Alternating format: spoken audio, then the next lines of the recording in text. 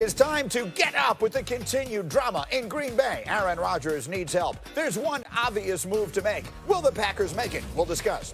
Then, Big Ben back. Could he be better than ever? And if so, why are we all sleeping on his team? We'll get you there. And more football. Amari Cooper suddenly has a lot to say. But one member of our panel will tell you why he's only making things worse in Big D. All that and more as we get up with you, starting right now with breaking news from the world of college football. And this is one to keep a close eye on.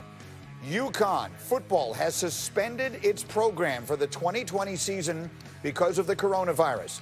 UConn went 2-10 last year in the AAC. It is the first FBS program, which is what we used to call Division I, to suspend its football team because of the pandemic. The Huskies were expected to play as an independent this season. The athletic director is David Benedict. He released this statement just moments ago. This is breaking news into our newsroom in the last 10 minutes. After receiving guidance from state and public health officials and consulting with football student athletes, we've decided that we will not compete on the gridiron this season. The safety challenges created by COVID-19 place our football student athletes at an unacceptable level of risk.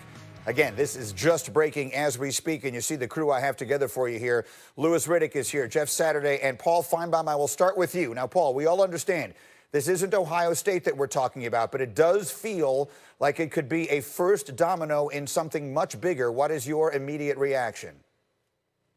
Yeah, I think the key thing to look at here, Greeny, is the statement by the AD talking about safety guidelines and guidance from the government. And this is something that athletic directors and commissioners have talked about, but this time it resonates. I think there will be more. Now, certainly Connecticut is financially strapped. They're in nowhere's land right now between leagues, and a lot of their games have already been canceled. But the most remarkable thing here is as this announcement is going on simultaneously, the Big Ten, the gold standard in college football, is announcing that it's playing football beginning on Labor Day weekend and moving up the Ohio State-Michigan game to late October. I mean, it is just so baffling to watch these play out, these scenes play out on different stages. It's almost like a three-ring circus, and in many ways, it is. Yeah, Paul, you've been all over this from the beginning. Jeff, I want to come to you. You have a son playing college football right now. You obviously are a former player yourself. What is your reaction to this, and what do you think it says about the bigger picture outlook for college football this season? Well, I think it just shows how difficult these decisions really are. I mean, Paul brought up the point of what the Big Ten is trying to do right now. You have Connecticut, who just, UConn just decides today that they're going to shut their program down. I think it's very difficult. I think they went about it the right way. They consulted, different groups. They consulted their student athletes, felt like, hey, this was the best fit for their football team. And I think, to Paul's point, I think this won't be the last one. But it is fairly remarkable to watch how far each and every, whether it be conference, division, team, is away from each other. And it just shows you, how important coaching, how important leadership is, discussion, having everybody's input, and then ultimately making a decision together. There's nothing easy about this. Louis, what do you think?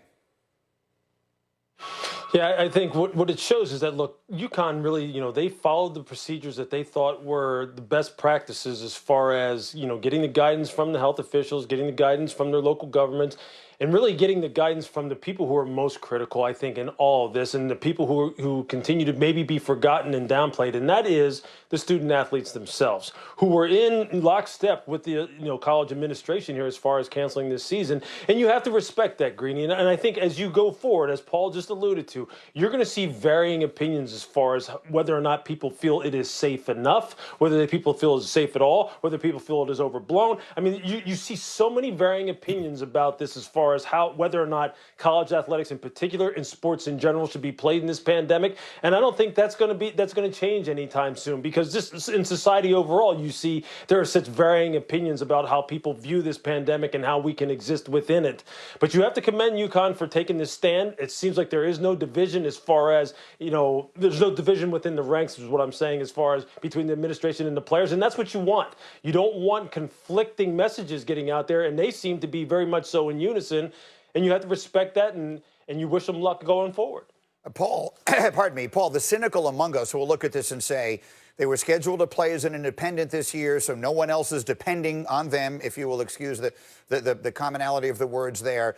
And there probably isn't anywhere near the amount of money involved in something like this at a place like UConn as there would be at a place like all these Big Ten schools you're talking about and others, which certainly leads one to wonder just how much money does continue to drive these decisions, even in a time where safety and health should be the #1 consideration.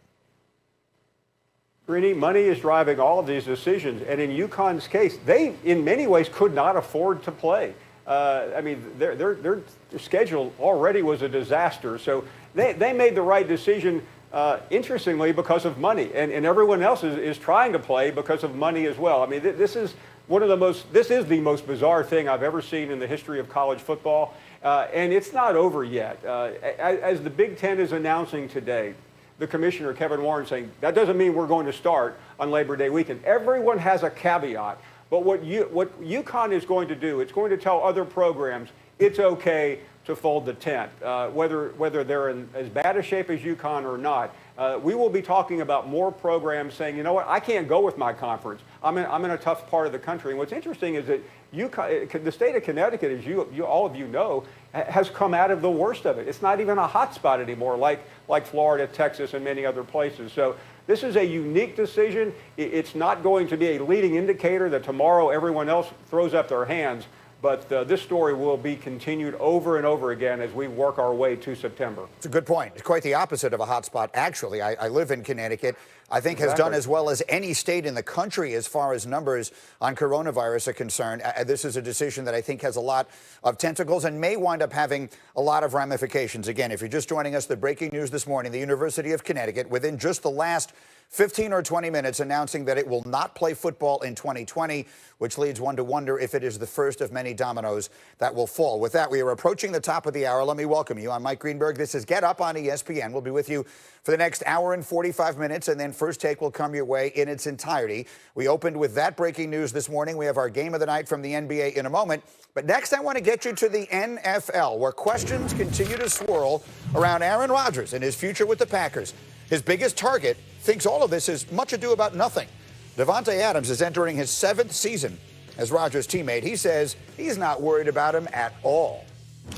Them bringing in a rookie quarterback, I mean, extremely solid quarterback, and, you know, it may have shocked, you know, we were all expecting, it's no secret, we were all expecting to have a receiver drafted, but, you know, that wasn't the case. So, you know, Aaron's going to come in balling and doing his thing, and, you know, he's got the right mindset. So I'm not sure what he's shared with you guys, but just, you know, my perception of it is that, you know, he's just going to be Aaron. So those are the thoughts of Davante Adams. Jeff Darlington joins the conversation this morning. But Louis Riddick, I will start with you. There's Davante Adams talking about, yeah, this is really not such a big deal. All of the conversation that has surrounded Rodgers' future since the moment they drafted his apparent replacement in Jordan Love. What do you think? Yeah, I think, look, Aaron Rodgers is a high-end performer.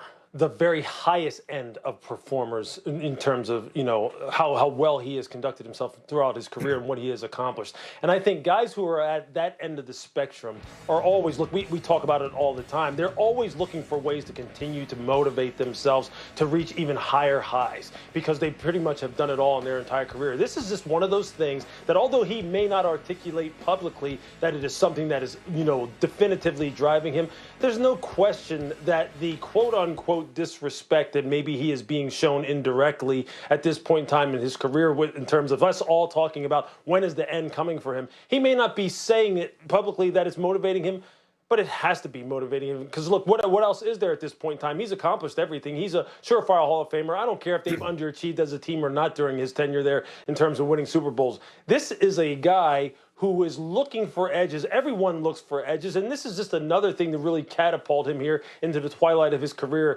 and really have him continue to play at the level that we're accustomed to seeing him play. So we can downplay it. His teammates can downplay it rather all they want. You know this is something that is burning deep inside of him. We're all motivated when we are doubted, and people are doubting Aaron right now. People are questioning whether or not, regardless of whether they've added weapons or not, that is he the same player? Can he be that guy that they could put this organization on his back and he can carry them to the promised land? I'm sure that's something that he hears and that's something that he feels and something that's going to catapult him this year. And look, not only do I agree with you, but I will add to it that while all of us have pointed out that by his own lofty standards, he didn't necessarily have a great year last year, Hembo did send me this morning. There are 2 seasons in NFL history in which a quarterback has thrown for 4,000 yards and fewer than 5 interceptions. 2 seasons in history. It was Aaron Rodgers last year and Aaron Rodgers the year before, and that's it. So I think most people will take that. So Jeff Saturday, let me come to you. What if I told you there was a wide receiver available right now for practically no money that has caught 16 touchdowns in his last 16 games? Would that interest you if you were Aaron Rodgers? Absolutely, it would interest me. I mean, you know,